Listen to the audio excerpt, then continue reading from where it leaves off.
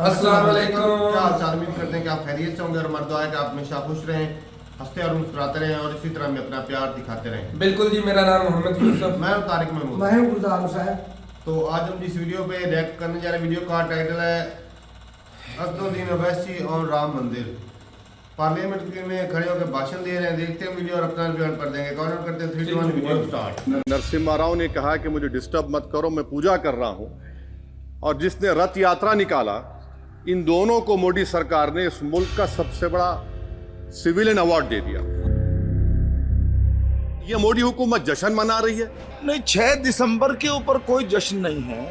राम मंदिर के निर्माण की जो प्रतिष्ठा हुई है उसको संबोधन कर रहे हैं। मंदिर को तोड़कर मस्जिद नहीं बनाई गई थी। सुप्रीम कोर्ट ने कहा ये। क्या मैं बाबर का स्पोक्स पर्सन हूं? क्या मैं जिना का स्पोक्स पर्सन हूं? क्या मैं औरंगजेब का स्पोक्स पर्सन हूं? अच्छा, बल्कि मैं तो मर्यादा पुरुषोत्तम राम की इज्जत करता हूं। मगर मैं नाथूराम गोडसे से नफरत करता हूं।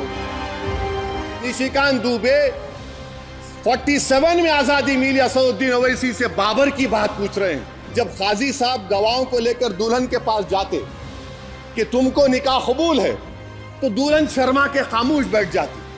तो इनकी खामोशी रजामंदी की अलामत है। श्री असदुद्दीन ओवैसी जी। मोहतरम चेयरमैन साहब, आपका बेहद शुक्रिया। मैं इस मोशन की मुखालिफत में खड़ा हुआ हूं। सर, मैं शुरुआत में हबीब जालिब का एक शेर पढ़ना चाहता हूं। आप उर्दू जानते हैं और लॉ मिनिस्टर भी उर्दू जानते हैं। हबीब जालिब ने कहा था कि हुक्मरान हो गए कमीने लोग, खाक में मिल गए नगीने लोग, हर मुहिब वतन जलील हुआ, रात का फासला तवील हुआ, आमिरों के गीत जो गाते रहे वही नामो दाद पाते रहे, रहजनों ने रेजनी की थी, रहबरों ने भी क्या कमी की थी।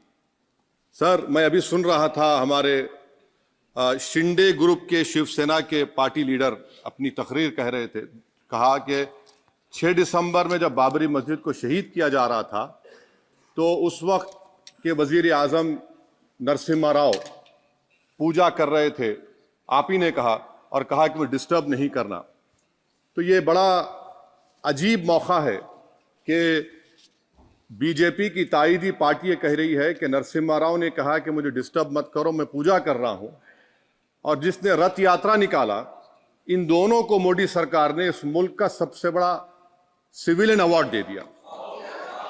सबसे बड़ा सिविलियन अवार्ड दे दिया। तो ये बताता है कि इंसाफ जिंदा है या जुल्म को बरकरार रखा जा रहा है। तीसरी बात यह है कि सर, इस ऐवान में सियासी पार्टियां आएंगी, चले जाएंगी। आप आए, मैं आया, हम भी चले जाएंगे। मैं जमीन की गिजा बन जाऊंगा, यह ऐवान तो बाकी रहेगा। मगर सर, मैं ताजुब कर रहा हूं कि लोकसभा मुख्तलिफ आवाजों में कैसे बोल सकता है। लोकसभा तो एक ही आवाज में बोलना चाहिए। और लोकसभा भी भारत के संविधान आइन के बेसिक स्ट्रक्चर का ताबे है। और सर, ये इसलिए कह रहा हूं कि 16 दिसंबर को ये ले कर देता हूं। 16 दिसंबर 1992 को इसी लोकसभा ने एक रेजोल्यूशन पास किया था। आप इजाजत दीजिए तो मैं पढ़ता हूं sir.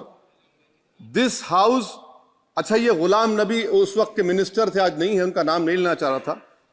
This House strongly and unequivocally condemns the desecration and demolition of the Babri Masjid at Ayodhya by and at the instigation of forces represented among others by VHP, RSS and the Bajrang Dal, which has caused communal violence in the country. Such act of vandalism was carried out not only in violation of order of Supreme Court, but amounted to an attack on the secular foundations of our country. This House expresses anguish at the happenings and wishes to reiterate its resolve that it will ceaselessly endeavor to uphold the secular and democratic traditions of our country and for the maintenance of rule of law. और एक paragraph में नहीं पढ़ूंगा। मैं ताजुब कर रहा हूं कि जब इस ऐवान ने एक रेजोल्यूशन पास किया, तो हुकूमत आएगी जाएगी। और हुकूमत, ये मोदी हुकूमत जश्न मना रही है जो 6 दिसंबर को हुआ। तो ये एक बात है सर। चौथी बात यह है कि सर नहीं, 6 दिसंबर के ऊपर कोई जश्न नहीं है। राम मंदिर के निर्माण की जो प्रतिष्ठा हुई है उसको संबोधन कर रहे हैं, और वो सर्वोच्च न्यायालय के द्वारा तथ्यों के आधार पर दिए गए निर्णय के कारण से हुआ है। सर्वोच्च न्यायालय का निर्णय है, तो तथ्यों के आधार पर निर्णय है। Yes, yes. वो विषय आपने बोल दिया, ठीक है, ओके। सर, परंतु जो मंदिर सर, का निर्माण है वो नियमानुसार सर्वोच्च न्यायालय के निर्णय से तथ्यों को देख करके। और एक सेकंड, आप इस्लाम के बहुत जानकार हैं, विद्वान हैं वैसे भी अब कानून के। यदि किसी अन्य धर्म के स्थान पर मस्जिद बनाई जाए तो शायद उसको मान्य नहीं किया जाता। अभी एएसआई ने, सुप्रीम कोर्ट ने स्वीकार किया है कि वहां पर राम मंदिर था। तो इस विषय केवल यह है कि वहां पर राम मंदिर ठीक बना कि नहीं बना, वो विषय हो गया। तो कृपया इस पर यदि आप कुछ बोले तो बोले प्लीज। सर मैं आपको गलत साबित कर दूंगा सर। और मैंने रुक तो जाइए बड़ी इज्जत के साथ सर, मैं आपकी बड़ी इज्जत करता हूं सर। आपको मैं कोट कर रहा हूं सुप्रीम कोर्ट का जजमेंट, पैराग्राफ 1222 रोमन 17, उसमें लिखा गया है the destruction of the mosque took place in breach of the order status को and the assurance given to this court, the destruction of the mosque and obliteration of Islamic structure was an egregious violation of the rule of law. Egregious का मतलब जो छोटी मोटी अंग्रेजी में आती है वो क्रिमिनल एक्ट कहा। और सर आपने कहा था कि वहां पर मंदिर को तोड़कर बनाया गया।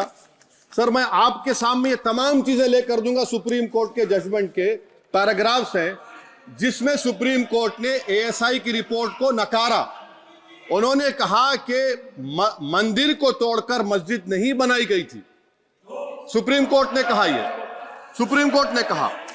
अब और मैं रख दूंगा, आप पढ़ लीजिए। अच्छा सर, मैं अपनी तकरीर पर आ जाता हूं सर। तो मैं अपनी बात कर देता हूं सर। तो मैं ये पूछना चाह रहा हूं कि क्या मोदी सरकार एक समुदाय, एक मजहब की सरकार है या पूरे देश के मजाहिब को मानने वालों की सरकार है? जिसको नहीं मानते उनकी सरकार है, हमको बता दीजिए। क्या मोदी सरकार सिर्फ एक फिक्र और नजरिया हिंदुत्व की सरकार है? क्या इस देश का, इस गवर्नमेंट ऑफ इंडिया का कोई मजहब है? इस वतन अजीज सबके मजहब को मानता है। सर मेरा मानना है कि इस देश का कोई मजहब नहीं है। क्या ये सरकार 22 जनवरी का पैगाम देकर यह बताना चाहती है कि एक मजहब को दूसरे मजहब के मानने वालों पर गलबा और कामयाबी मिली? क्या आईन इसकी इजाजत देता है? क्या ये पैगाम आप जब ऐवान से दे रहे हैं तो 17 करोड़ मुसलमानों को आप क्या पैगाम दे रहे हैं, ये मैं आप पर छोड़ता हूं। सर 49 में धोखा हुआ, 86 में धोखा हुआ, 92 में धोखा हुआ, 2019 और 22 में भी इस ऐवान के जरिए हमको धोखा दिया जा रहा है। और अफसोस के साथ कहना पड़ता है सर कि मुस्लिम अक़लियत को हमेशा यह कहा गया कि तुमको भारत के शहरी बरकरार रहने के लिए एक बहुत बड़ी कीमत तुमको चुकानी पड़ेगी, और हम पर इल्जाम लगा दिया गया। सर क्या मैं बाबर का स्पोक्स पर्सन हूं? क्या मैं जिना का स्पोक्स पर्सन हूं? क्या मैं औरंगजेब का स्पोक्स पर्सन हूं? बताइए सर, आखिर मैं कहां तक आप मुझे लेकर जाएंगे? दूसरी बात यह है सर, दूसरी बात यह है कि फिर 6 दिसंबर के बाद देश में फसाद हुआ, नौजवानों को टाडा में डाला गया जो बूढ़े होकर निकले। यकीनन आपकी सरकार नहीं थी, अच्छा बल्कि मैं तो मर्यादा पुरुषोत्तम राम की इज्जत करता हूं, मगर मैं नाथूराम गोडसे से नफरत करता हूं। मेरी नस्लें नफरत करती रहेंगी क्योंकि नाथूराम गोडसे ने उस शख्स को गोली मारी जिसके जबान से आखिरी लफ्ज निकले हे राम। सर छठी बात यह है कि 87 में मलियाना हाशिमपुरा हुआ, 83 में नेल्ली हुआ, 44 में जम्मू में नस्ल कशी हुई, 2022 में हल्दीवानी में कत्ल हुआ। इतने धोखे सबसे बड़े किसको दिए गए? असदुद्दीन ओवैसी को दिए गए, मगर फिर भी मुझसे ही कहा जाता है कि वफादारी को तुम साबित करो अपनी ओवैसी। सर, आज भारत के 17 करोड़ मुसलमान अपने आप को अजनबी और एलिनेट महसूस कर रहे हैं।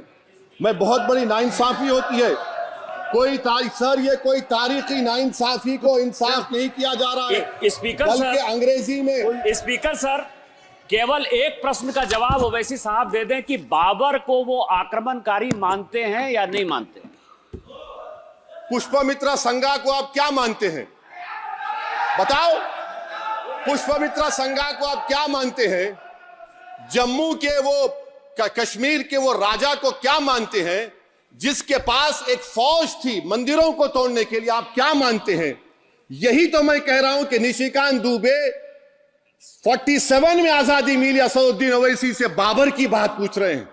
तुम गांधी की बात पूछते, तुम बोस की बात पूछते, तुम जलियांवाला बाग की बात पूछते, तुम काला पानी में जो मुसलमान शहीद हो गए उनकी बात पूछते, मगर बाबर की बात पूछी जाती है। तो सर, मैं आपको बता रहा था, खामखा डिस्टर्ब किए सर, मुझे मेरा वक्त ले लिए निशिकांत दुबे।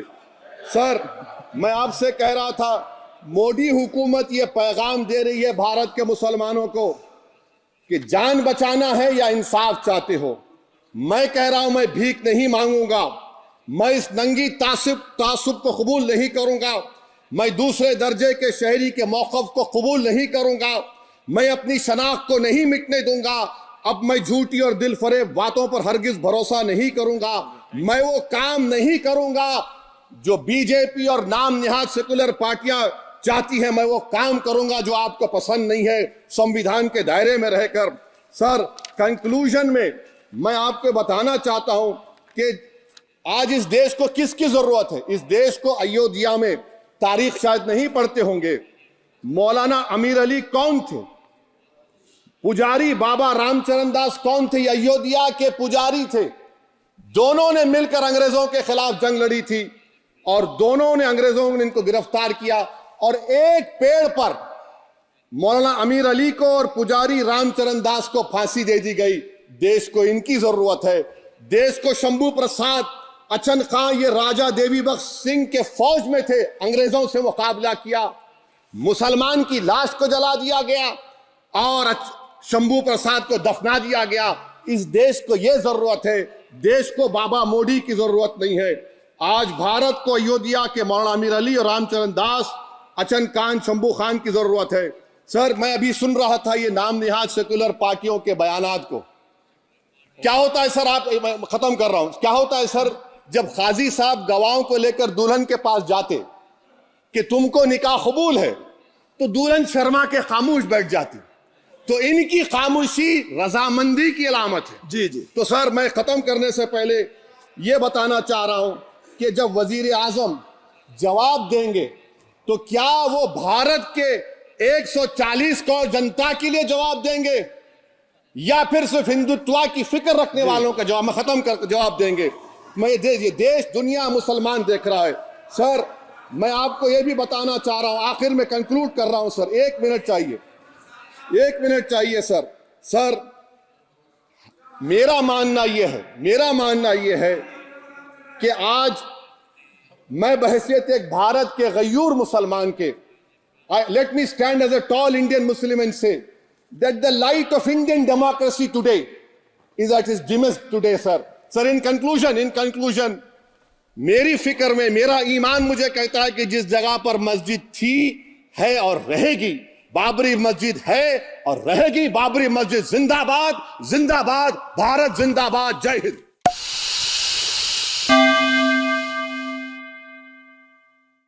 जी, वीडियो खत्म हो गई। वैसे साहब तो आज काफी डाटा इकट्ठा करके आए हुए थे और भाई ASI की रिपोर्ट जो थी, पहली जो थी वो अब इस वीडियो में वैसे साहब भी बता रहे थे कि उसको सुप्रीम कोर्ट ने नकार दिया था, मना कर दिया था कि ये झूठी है, मतलब इससे कोई साबित नहीं होता कि यहाँ पे मंदिर है।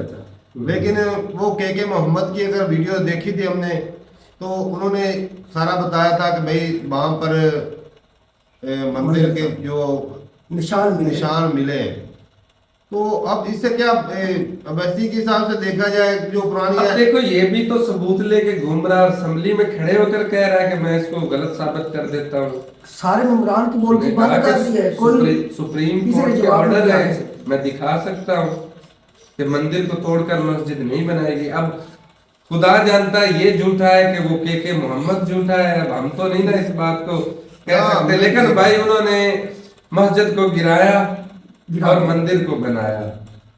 अब उसमें अदालत ने सही फैसला किया या गलत फैसला वो किया, तो अदालत के फैसले से पहले ही गिरा दी थी। हाँ, तो वो भी तो फैसला के बाद ज्यादती- में है ना। वो उस भी- लिहाज से देखा जाए तो वो तो ज्यादती थी ना, सही बात। क्योंकि अभी तक अदालत की तरफ से कोई फैसला आया नहीं था। फैसले से पहले ही अन्य भक्तों ने मस्जिद को गिरा दिया। अब ऐसे साहब तो पूरे सबूतों के साथ है ना इधर। चलो भाई, लेकिन ये राम मंदिर बन गया, अगर आस्थाएं जुड़ी हुई थी तो भाई मुसलमानों को भी बड़ा दिल दिखाना चाहिए।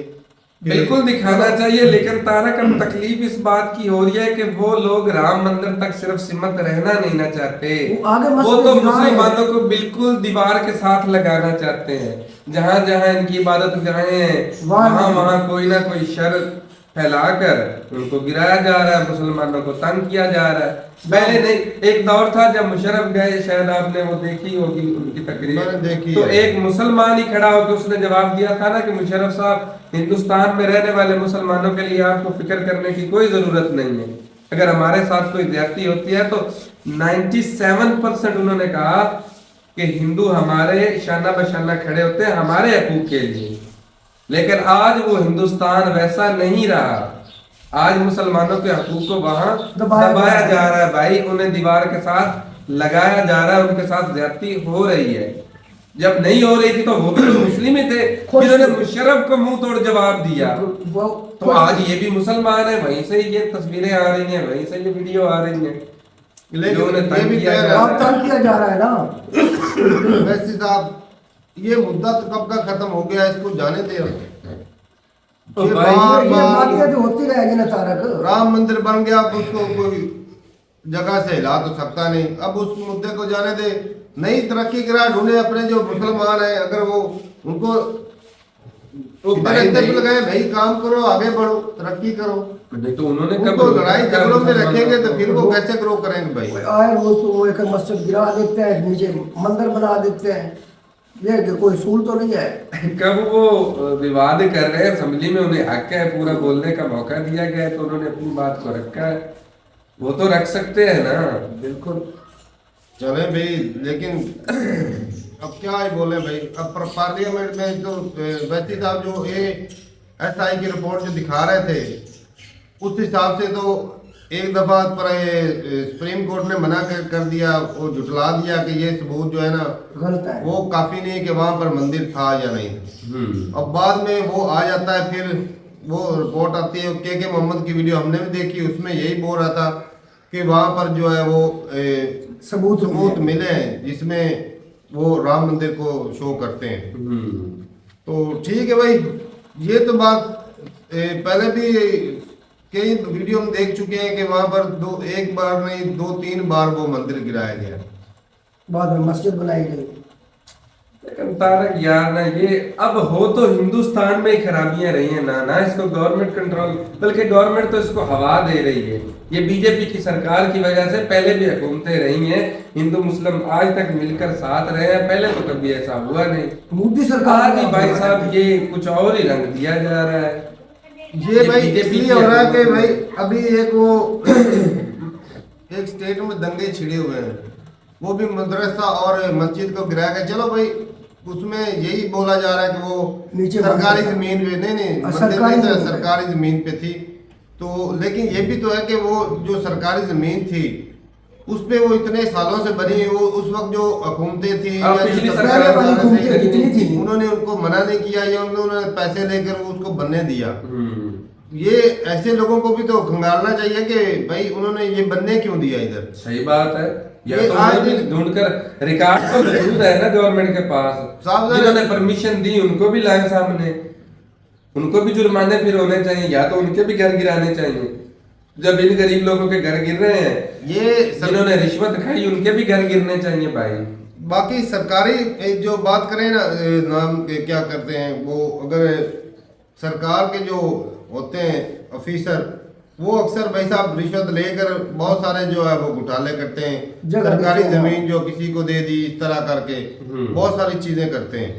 बाकी राम मंदिर की और बाबरी मस्जिद की बात करें, हो सकता है पहले मंदिर भी हो, लेकिन उस वक्त जो होता है ना जमीनें इतने उस वक्त का तो इतना रिकॉर्ड भी नहीं मिलता कि किसके नाम जगह थी किसके नाम नहीं थी। ये भी ये और ये कानून तो मेरे ख्याल में ज्यादातर आया है बाद में, जो मजीद जो है वो 1947 के बाद ही 47 के बाद ही आया कानून, नाम वगैरह सारा कुछ लगा है जमीनें जदादें।